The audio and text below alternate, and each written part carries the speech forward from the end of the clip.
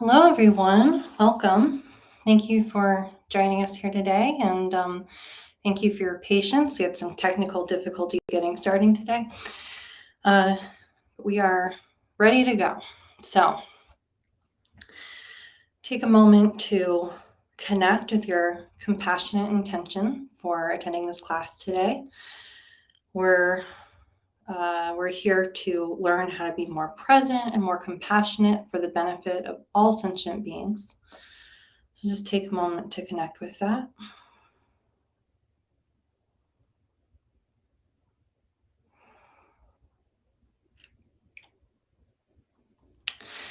And there is a link to the opening prayers in the description of this video. So we will get started with those.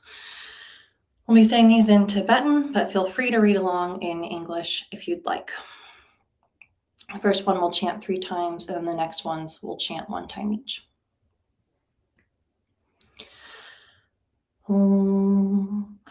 Organ yogi num jansam bemage sa dompola yatsen chogi ngorubne pemajong ne jesurak gordu kandro mangpokor ketki jesu da druki jinji lop chia shek su so Guru Pema City Home Organ Yogi Num Jansam Pema Ge Sa Dombola Yatsen Chogi Ngodrupne Pema Jone Jesurak Hordu Kandro Mangpo Kor Ketki Jesu Dak Druki Jinji Lop Chia Shek Su So Guru Pema City Home Organ Yogi Num Jansam Pema Ge Sa Dombola Yatsen Chogi Ngodrupne Pema Jone Jesurak Hordu Kandro Mangpo Kor Ketki Jesu Dak Druki Jinji Lop Chia Shek Su So Guru Pema City Home.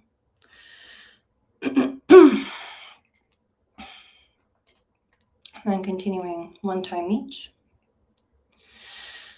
Kunzando sem garab shiri sing pema kara jepani shunga sozo nubna tetenga taso katela manamla sowadel.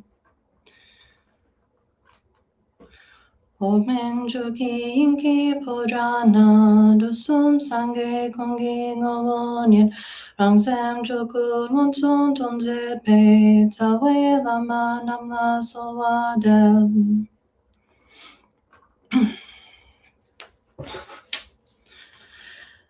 Sashi pochu chu ching me to drum rirab ling jinye de kampadi sange zingdu mekte polwai drogo namda jingla chuk parshuk tram guru ratna mandala putsa mega samudra saparana samaya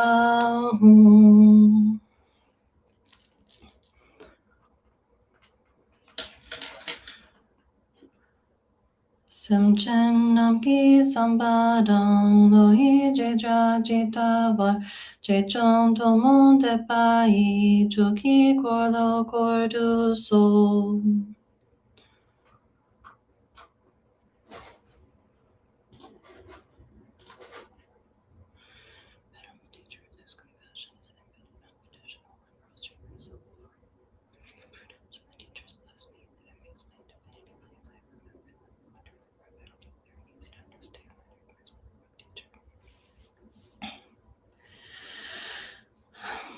So, as usual, we will start with a brief meditation to stabilize our minds.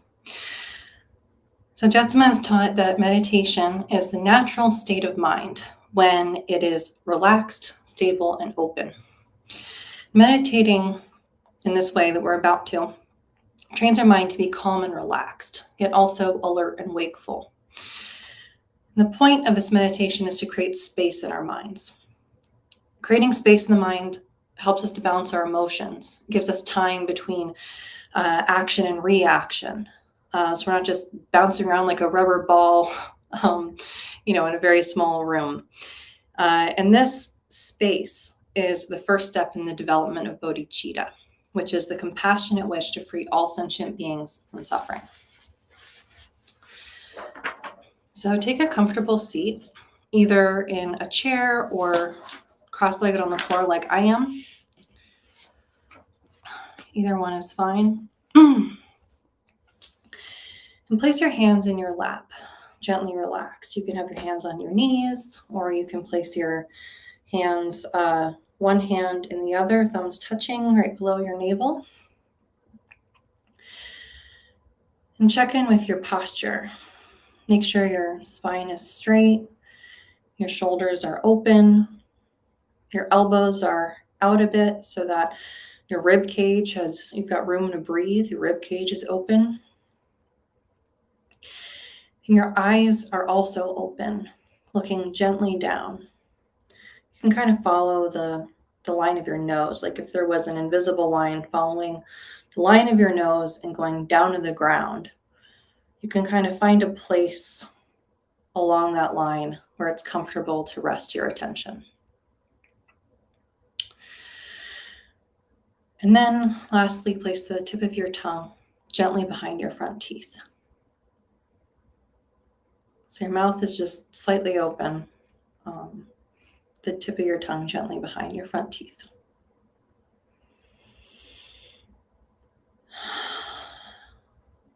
And then allow yourself to relax completely and breathe normally.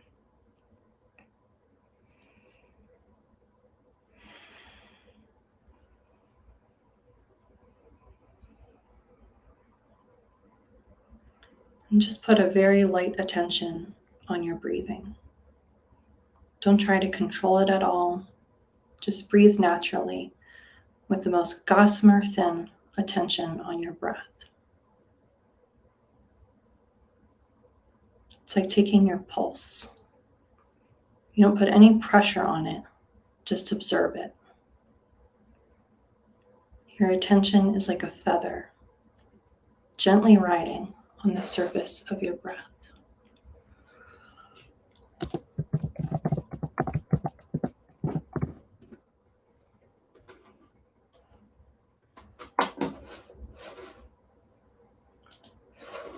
If thoughts come up, just let them go, like they're bubbles popping on the surface of a pond. Just let them pop. You don't have to look to see what they are. Just let them go. Your meditation is not lost by hearing your thoughts, but by following them down the road. So when you find yourself following a thought, just drop it. Just let it pop and return to that gossamer thin attention on the surface of your breath. And if it's really difficult for you to dismiss your thoughts, you can imagine tongs picking up the thought and dropping it, or you can visualize cutting the thought with scissors and throwing them away.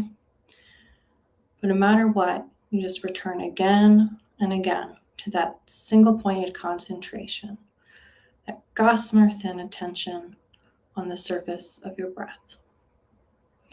And we'll meditate like this for 5 minutes.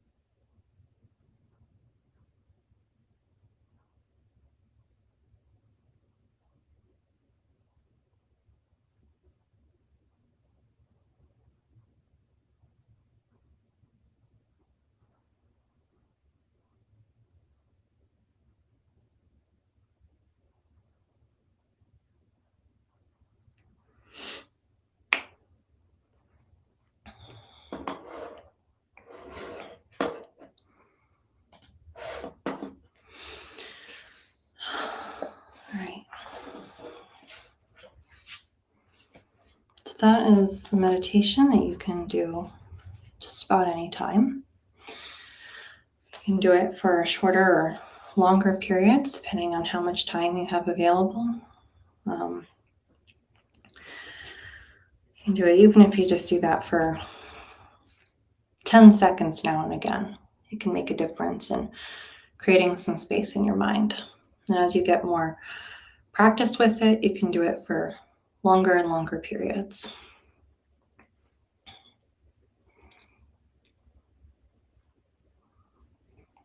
And when I say you get more practice with it, you can do it for longer and longer. It doesn't mean you have to be good at it necessarily. It's called practice for a reason. You're just practicing. But more has to do with your tolerance for practicing without feeling discouraged. Because you can spend the entire time just hearing your thoughts go and coming back to your breath. And there's a thought and you come back to your breath. And it's a thought and you come back to your breath. And the goal is not to just not have thoughts or, like you have to have the perfect silent experience and then you can add a few minutes. It's just your tolerance for being able to start over again and again and again and again and again. There's no, you don't need to be perfect at it. It's called practice for a reason. Some people think they're not good at meditation, so they don't try it. But it's not something you have to be perfect at. It's just something you have to keep trying to do. Keep trying to refocus on that breath.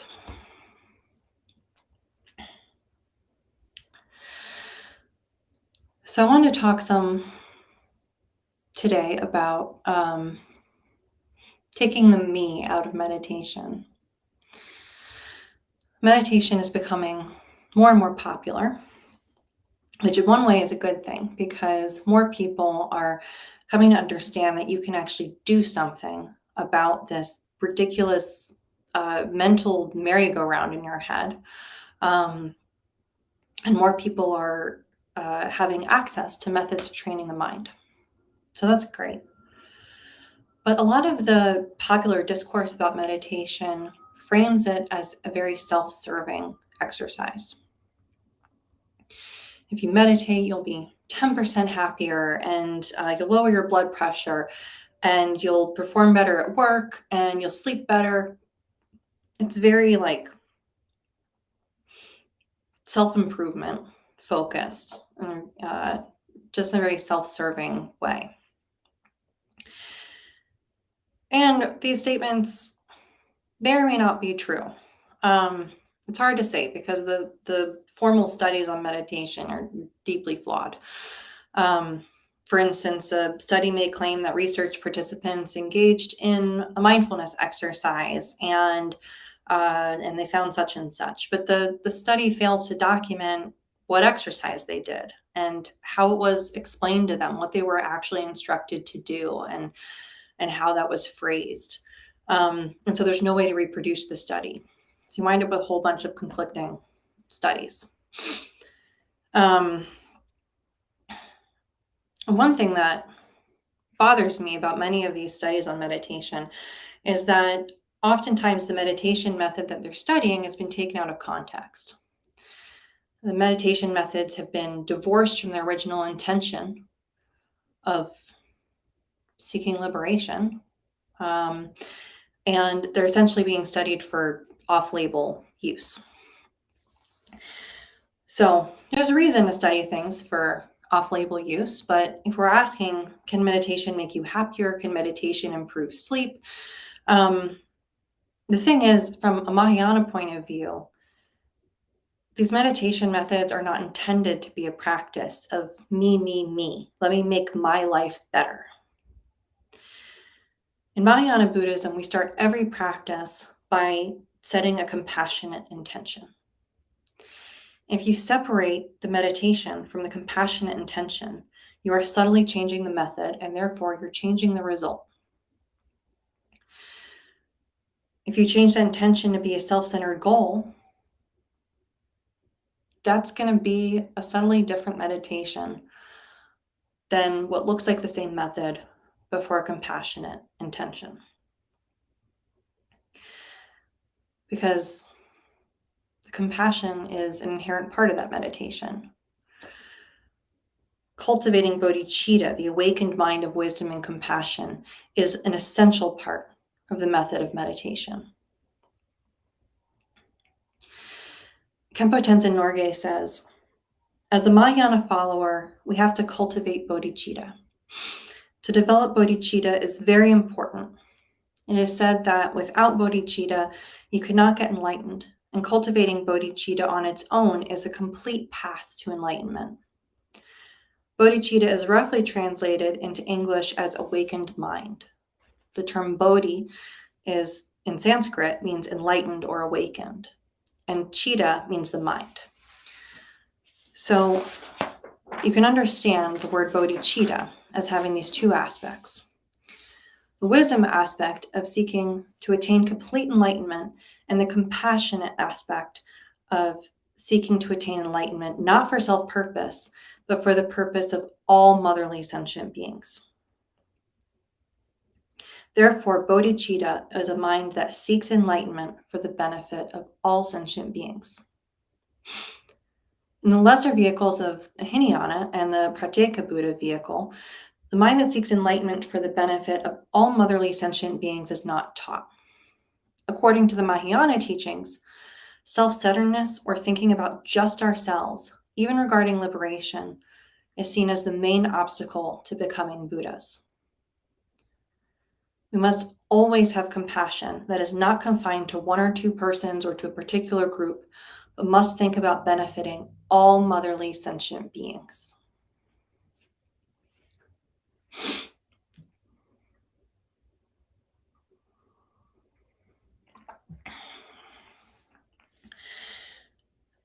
So it's important that we set that bodhicitta intention when we're going to sit down and meditate or do any spiritual practice.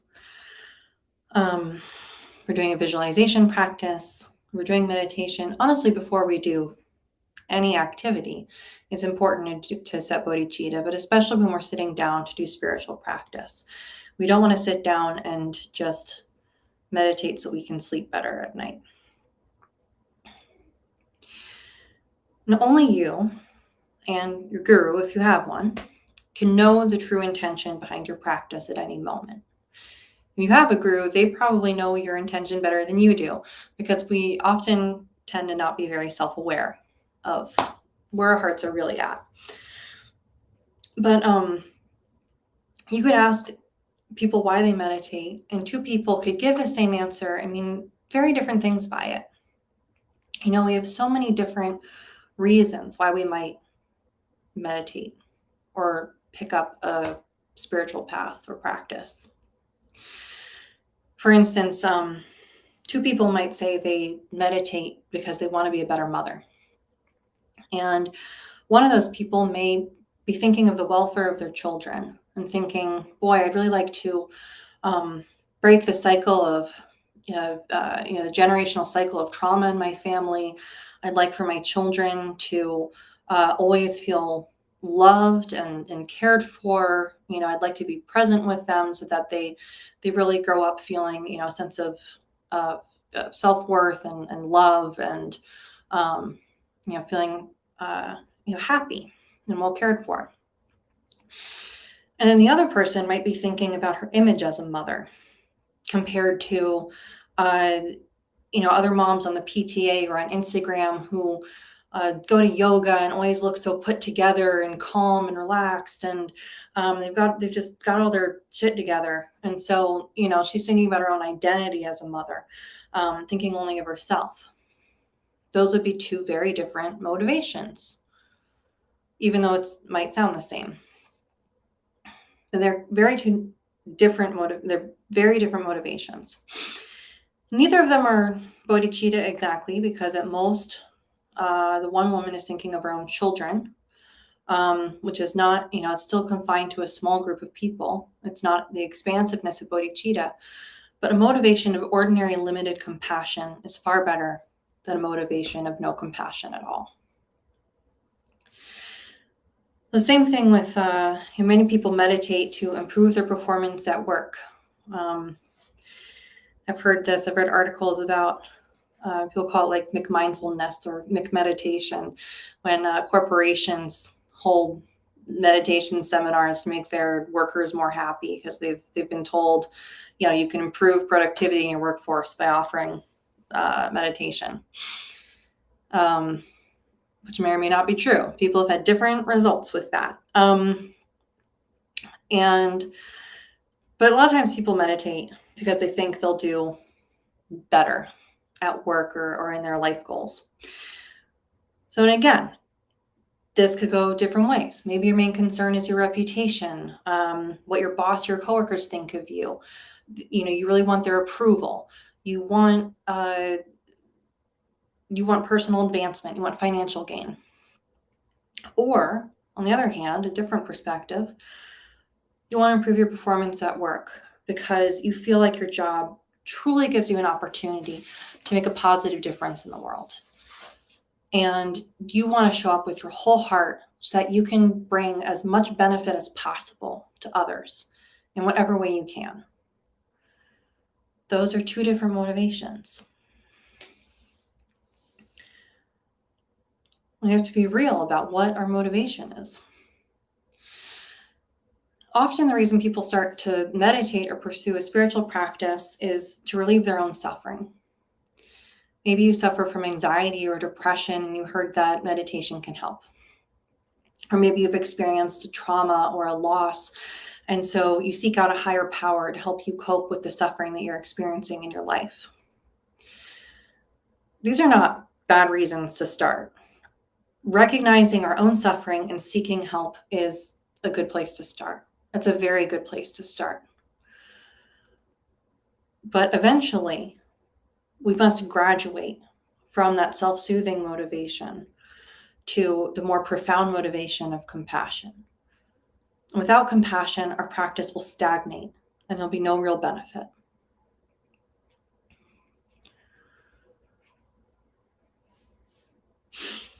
So it's a little bit like if you start meditating because you need an oxygen mask. That's fine, put on your oxygen mask. And then eventually you need to start helping the other people on the plane and help them put on their oxygen masks, You need to also start reaching out. Once you're stable enough, you need to be able to start opening your heart to others. We should always be checking in with our motivation because it changes day to day and it changes moment to moment. So you might be all juiced up one moment, really thinking of the suffering of others, and you're feeling that compassion, you're inspired. And then a few minutes later, you just forget about it and you kind of fall asleep in the middle of your practice. And at the beginning of just about every teaching and every practice, the Lama or the Kempo or the Umse, the chant leader, will remind us to establish our motivation. Why are we here? Why are we doing this? And they'll remind us that we're hearing this teaching not just to hang out or for entertainment, but or that we're not just doing this practice because we're bored or for any other self-oriented reason. They remind us to remember that the only valid, righteous, and appropriate motivation to accomplish Dharma is for the liberation and salvation of all sentient beings. And it's not our habit, so we have to remind ourselves that all the time, because our habit in our daily life is to do things because we want to do them, or we have to do them, or, we don't naturally think of the liberation and salvation of all sentient beings. And so we have to constantly remind ourselves that that's why we're here. That's what we're doing.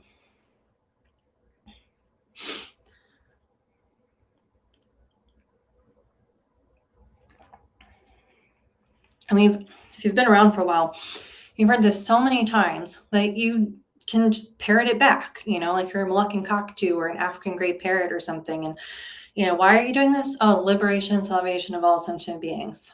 And maybe you start your practice and it's just like, I give rise to bodhicitta, and it's just you're parroting it back because you've heard it a million times. But have we really given rise to the bodhicitta? Have we really accomplished that? Probably not. Probably not. Jetsuna says, do we tutor ourselves on our motivation every day, every moment? And when we have choices to make, do we reestablish the motivation so that we can make the correct choices by saying, thus, for the sake of sentient beings, I will open this altar, close this altar, pray, circumambulate, do my practice, study some Dharma, benefit sentient beings in some way, feed the hungry, heal the sick, walk a dog, anything. Do we remind ourselves that that is our reason for taking our next breath? That other than giving rise to compassion, giving rise to the mind of bodhicitta, which, by the way, is the pure awakened state, our primordial wisdom nature, that is the reason for anything that we do and should remain so.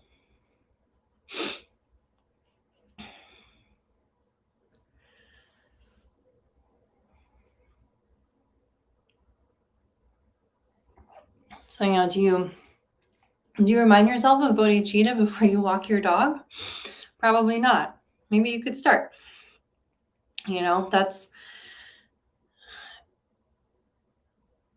just starting with that, with reminding yourself of bodhicitta, of reminding yourself to set that compassionate motivation before any activity. That in itself is a profound practice.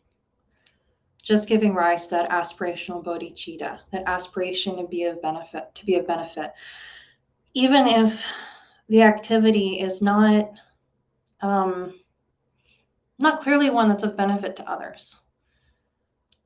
For instance, Jetsuma's taught before that when you, if you're a woman, you wear makeup, you could, or I guess, if you're of any gender and you wear makeup, you can think as you're putting on that makeup, may anyone who sees me have a positive connection to the Dharma, may, I offer this beauty to the Buddhas, and may anyone who sees my face have a positive connection to the Dharma. You can make aspirational prayers with any activity that you do. All you have to do is make a prayer that it will somehow be of benefit. Even if you don't necessarily know how putting on your shoes in the morning or making coffee is going to help anyone right this moment, you can make an aspiration that somehow it does. You can kind of, think creatively about what that connection might be. And once you've been practicing for a while, you might lose that juice of compassion. I think after a while, we all go through cycles of being more inspired or less inspired. And after you've been practicing for a while, you might find yourself just sitting down to practice to check the box. At some point, maybe you took a samaya, a practice commitment, and now you sit down every day kind of dead inside because you have to. The same way that you approach taking out the trash or picking up after your dog, all these things you have to do. It's just another thing on your to-do list. You take your dog out for a walk and, they poop and you sigh and you pull a little plastic baggie out of your pocket and scoop up the poop as quick as you can to get it over with. And this kind of like attitude of like, oh, I have to do this. And maybe, I happen to live on a corner where I think our yard is like the toilet for all of the dogs in our neighborhood. Everyone poops in our yard and no one cleans it up. So maybe you're one of those people, when your dog squats down, you think, oh, maybe I won't pick it up today. I don't know. But then maybe you worry the neighbors are watching, that someone's looking out their window, and you don't want to be that neighbor. So you reach down and you pick it up. Not really. There's no bodhicitta there. You're dry inside. You're dry inside. You're dead inside. And sometimes we approach our meditation practice in this way, from this really dry, dead husk of a place. Maybe your practice has started to feel like a burden, and so you think about not doing it today. Then you worry that the Buddhas are looking down at you. They're like peeking out their windows or something, like old Miss Kravitz, and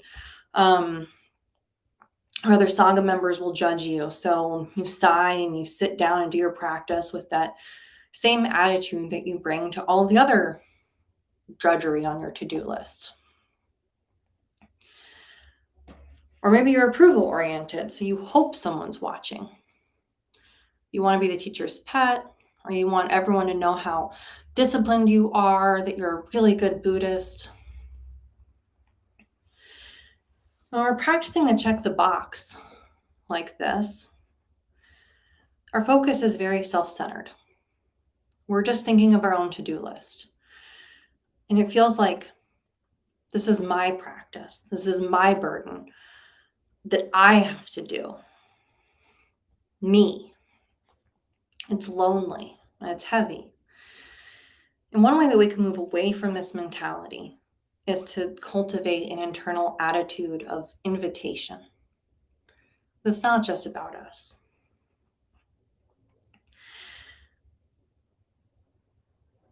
And it's not a burden, it's an opportunity. But sometimes it's difficult to remember.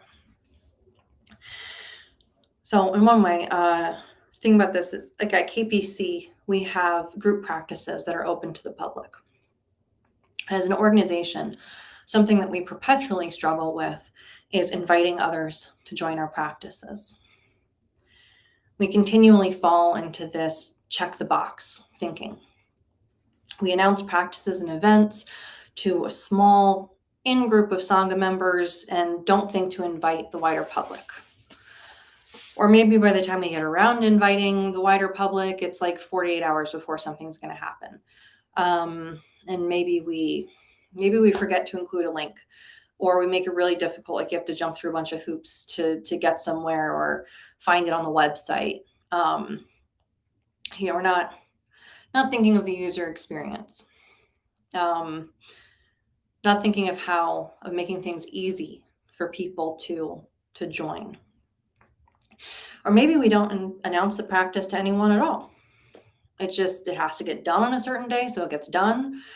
And if anyone had been hoping to join, well, too bad. Maybe they should, work on their own psychic powers and read our minds next time. There are definitely times when we try to invite people, and I know this is something a number of people are working to improve within the organization. But as a Sangha, we have such a strong habit of seeing the temple and the practices and the teachings as being just for us, our special little place, our special little activities, and we get to take advantage of it because we're so special, because we've got this special karma, got really special karma. We're just real special people. And we have this incredible opportunity to hear secret teachings, to practice profound methods that lead to liberation. But if we sit there on our cushions, on our meditation cushions, thinking that makes us special, and looking at others, wondering why they don't do the same or why they can't do the same, that's not appropriate. And there's no benefit in that. Instead of thinking we're so special and we're so lucky, we should remember that any of the teachings that we have the opportunity to hear, and any of the practices that we have the opportunity to, any of the methods that we have the opportunity to practice, is for the liberation and salvation of all beings. It's not just for us. We are stewards of this Pure Land. This Pure Land isn't just a special place for us to hang out. It's not just like a cool, exclusive park to hang out in. It's we are stewards of this Pure Land, and we must hold the door open for others, constantly offering this magnificent opportunity to others, constantly inviting everyone to the feast. How can we offer this to all beings all the time? How can we have a heart that kind of naturally comes from that place?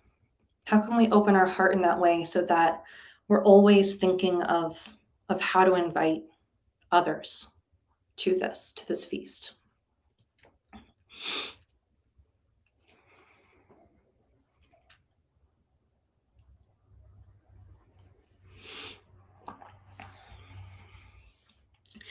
And we can cultivate this attitude of invitation in our personal practice too, by remembering that we're not alone.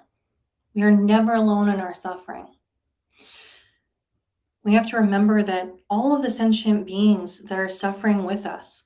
So when we're praying, it's not like we're giving a soliloquy on an empty stage, but more like we're the spokesperson for all of the beings who wish to be free.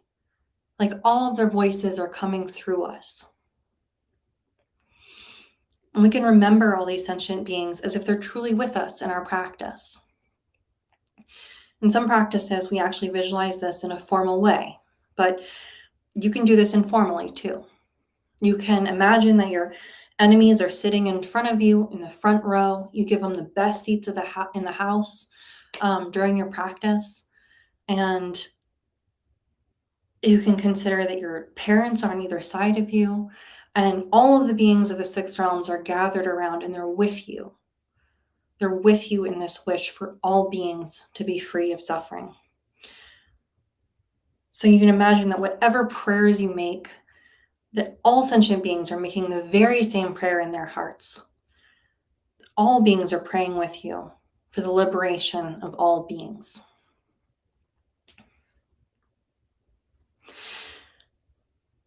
And it's amazing what a difference practicing this way can make. And even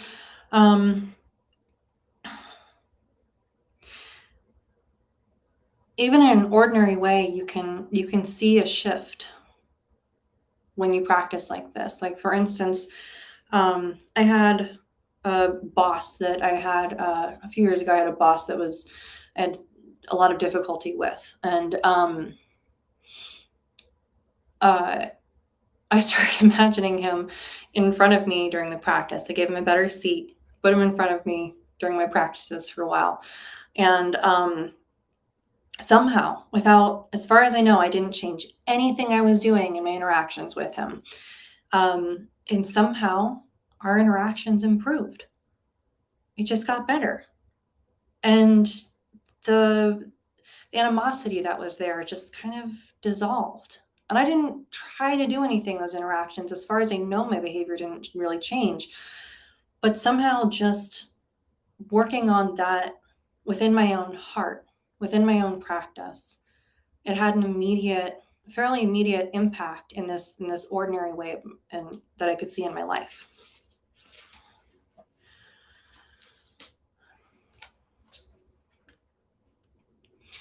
We have to remember that all sentient beings have at one time or another been our mother or a good friend, someone who has helped us out again and again, lifetime after lifetime.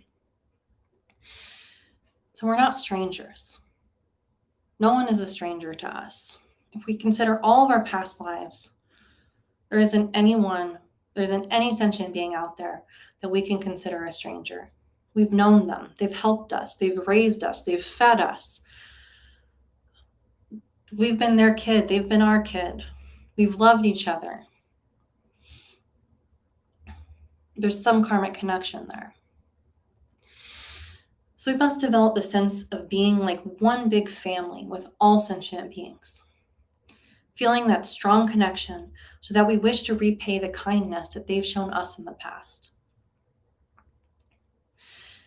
Khenpo Tenzin Norgay says, "Come to know that the entire universe is a community and feel that you want to give back to the community. What you want to give the community is the most precious gift of ultimate happiness. Think of blessing each and every sentient being without exception with the state of Buddhahood. When you want to repay kindness, you're not looking for some kind of favor or return of karmic consequences in this life or in subsequent lives. This is bodhicitta.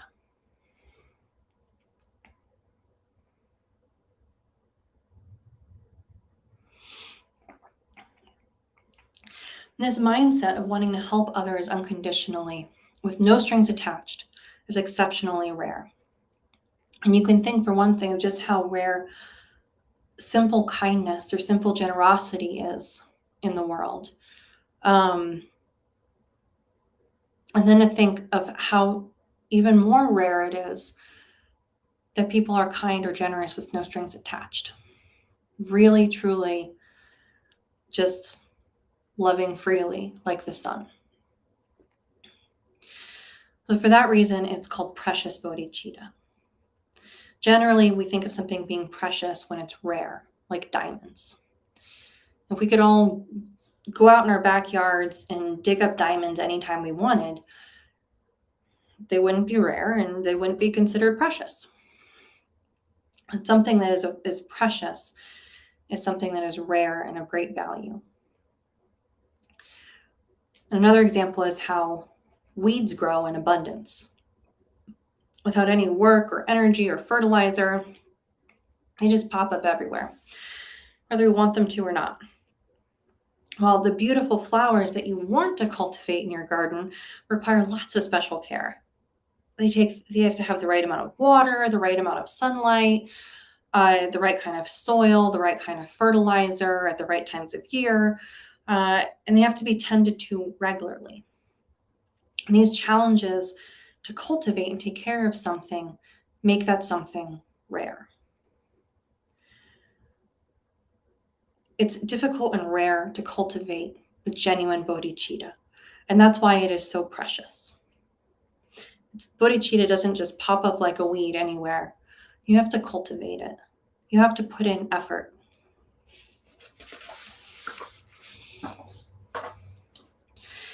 Khenpo Tenzin Norgay says, if we don't have genuine, effortless bodhicitta in our mind, we can simply fake it. I was told that you have a saying in the West that goes, fake it until you make it. If you keep on faking something, thinking, for example, that you want to be a nice man and constantly faking a smile, then after some time, that smile becomes your habit. Likewise, the only way to develop that kind of mindset in our case is to just fake it. Traditionally, our texts call this type of bodhicitta contrived bodhicitta. If you contrive to build up bodhicitta, it will gradually become more and more natural and spontaneous.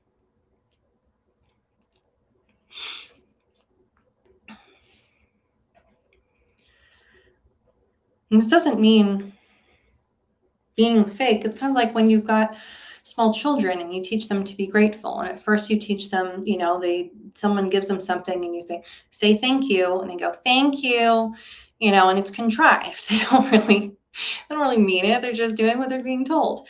But eventually it becomes their habit. And over time it starts becoming more natural and spontaneous, that they feel gratitude and they truly appreciate gifts that people give them, and they truly, mean their expressions of gratitude. So we just have to build up this habit so that we eventually do have bodhicitta that is effortless and spontaneous and just radiant.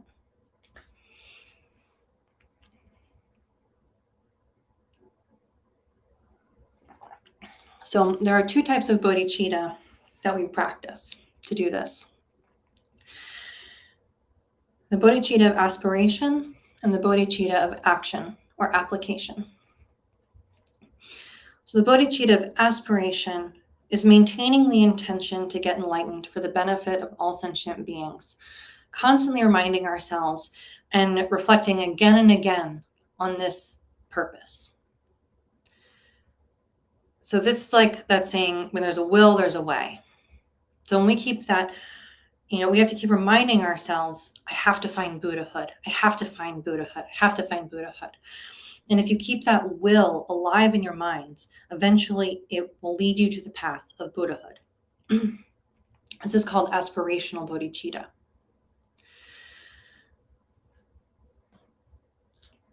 This is why before every teaching, before every practice, and whatever we do, you just got to remind yourself, why am I doing this? Buddhahood. Why am I doing this? The liberation and salvation of all sentient beings. Got to get there. Got to do this. Remind yourself over and over again. And the bodhicitta of action is engaging in the practice of the 6 perfections. So the 6 perfections are, the first one is the perfection of generosity. And this is a way of working with our miserliness. The second one is the perfection of discipline. And Khenpo Norgay says, just as with any successful business, you must have ethical codes and be disciplined in order to achieve success. Another example is that of an army. If your army is disciplined, you can win a war. Likewise, it is important to have discipline in your spiritual practice. In this case, discipline can be summarized as working with our harmful intent or refraining from harming others.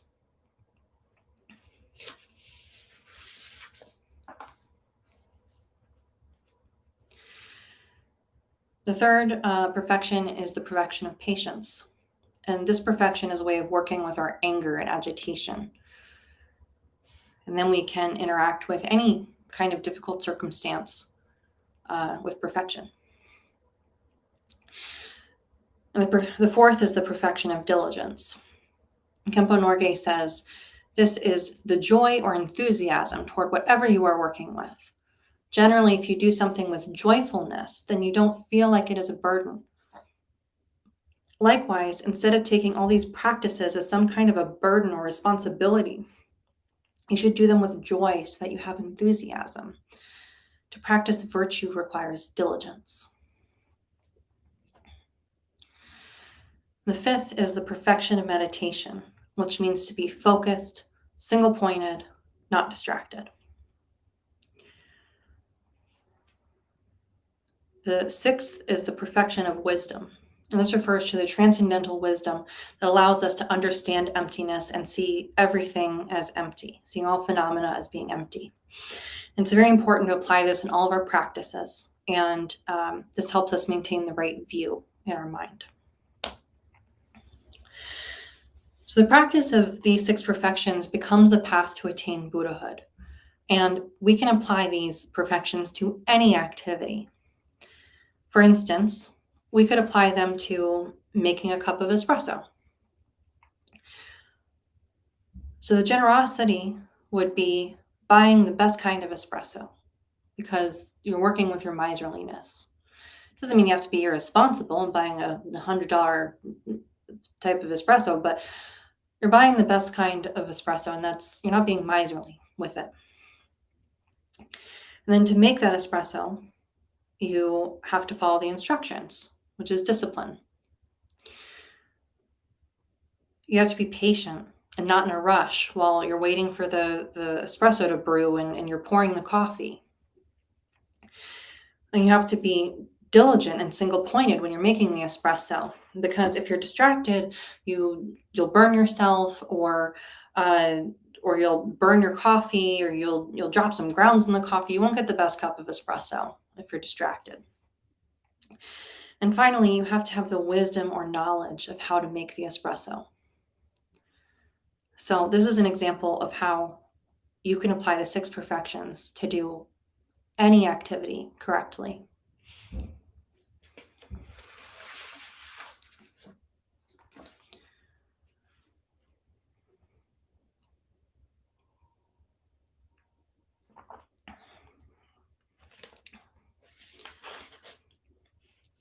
So when we apply the 6 perfections in our daily lives, we're walking the talk. We're not just thinking in an abstract way about compassion. We're actively working with our mind's poisons. We are actively engaging in the practice of becoming more compassionate, of weeding out the poisonous mental weeds and cultivating the beautiful flower of bodhicitta. We're actively working in our garden.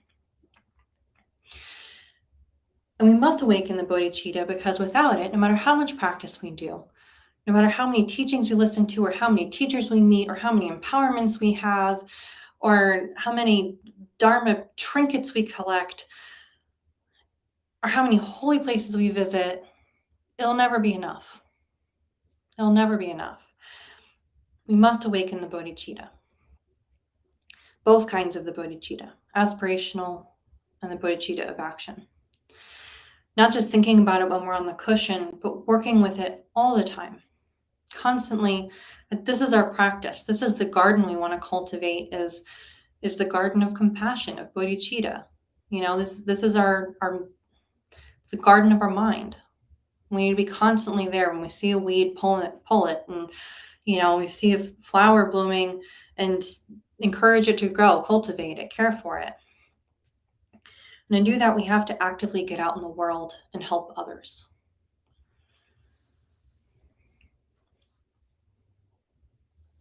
Jetsama has certainly been calling us to do that for decades, but especially lately. Throughout the pandemic, it's so clear you can throw a rock in any direction and hit someone in need, someone who needs help. And, well, hopefully you're not going out throwing rocks at people. But it's just so pervasive, so clear how much suffering there is around us right now, which is a wonderful opportunity for us to open our eyes and our ears to the suffering of others and to open our hearts to them, to help them. And Jetsama has been leading by example with the practice of generosity, filling a bin of food every day to send to a food bank, to send to people in need, and encouraging the Sangha to reach out and find out who in our community needs help. How do we help them? What can we do? What can we do today? Okay, so you did something yesterday. What are you doing today? Okay, you did something last week. What are you doing this week? What are you doing now? You did something 5 minutes ago. What are you doing in this moment? More. How do you reach out more? How do you help more? It's not enough to just sit on our cushions and meditate when we meditate, and then go to work and go about our lives and just think about ourselves the rest of the time. It's not enough. We have to be really engaging compassionately in the world. We have to remember that no one is a stranger. So how do we pay back the kind parents and friends of our past lives? How can we take care of them? How can we take care of these parents and grandparents and friends all around us? So one way that I would like to invite you to participate in that is for anyone who would like to follow Jetsama's example of generosity.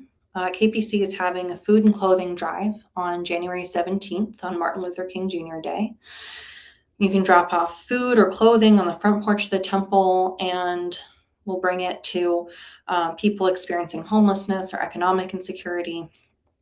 And this specific food and clothing drive is a day to call attention to this, but honestly, the bins are always there. You can always bring food or clothing to the front porch at KPC and be practicing generosity. We're constantly bringing food to food banks or clothes to local shelters and places that will distribute it to those in need. So I hope you'll take part in that. There are so many beings in need and so many ways that we can help them beyond the spiritual practices that we do, but really bringing that spirituality and that habit of compassion to every single moment of our lives. So I hope that you'll take part in it and see if you can apply the 6 perfections while you do it. In closing, I want to share this quote from Jetsama. She says, "You are not too advanced to love. You are not too advanced to get off your duff and help somebody. You are not too sanctified to look at other beings on this planet and say, I know that you are wandering in samsara. I know that we are basically human and that we share many of the same sufferings, and I find that unbearable. I wish to help. You are not too holy to care that there is war, that there is hunger, that there is suffering. And shame on you if all you do to honor Guru Rinpoche's teachings is to sit on your little cushion and have it be all. Yeah, you can dedicate your practice. That's right. You can also help. Wouldn't kill you.